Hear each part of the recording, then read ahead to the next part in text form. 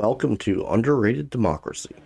The claims that Canadians get more back in rebates for their failed carbon tax has been proven false by the public budgeting officer. He said the largest net loss will be felt by Albertan families who will pay $2,773 in tax. And in a bid to look more virtuous to eco-radical groups, the Costly Coalition is going to jack up their failed carbon tax this Saturday. Why don't they axe the failed carbon tax and stop punishing families for eating, heating, and driving?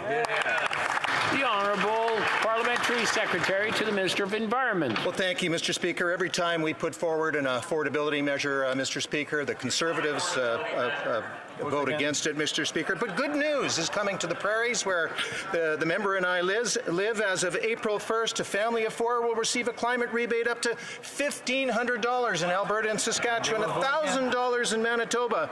Mr. Speaker, this is going to help families. It's going to help families because the checks are going to arrive quarterly. 8 out of 10 families will benefit, Mr. Speaker. I don't know what the Conservatives have against good news.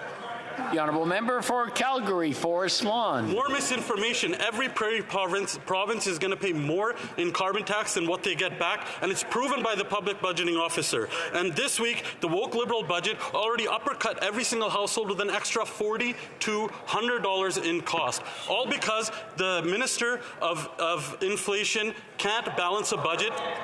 I think I've warned already about calling each other names. I'm just going to point it out. I'm going to let the Honourable Member continue, but please treat each other with respect and in a parliamentary manner. The Honourable Member. Start from the top. The minister that's responsible for the inflationary problem cannot balance a single budget in this country. And the more the Liberals go woke, the more Canadians go broke. Why don't they cancel their failed carbon tax and give Canadians a break? The Honourable Minister for Rural Development. Mr. Speaker, the Conservatives' lack of recognition of climate change and, frankly, lack of awareness of climate change is pretty frightening for me. In the southwest coast of my riding, where the impacts of hurricane are still being affected, the snow is melting. So my communities now are getting ready to rebuild infrastructure, rebuild bridges. And families, there are 105 families getting to rebuild their new homes because they've lost everything. I'm proud to be part of a government that has a plan to address climate change, and our plan is working. I'd like to hear what their plan is, Mr. Speaker.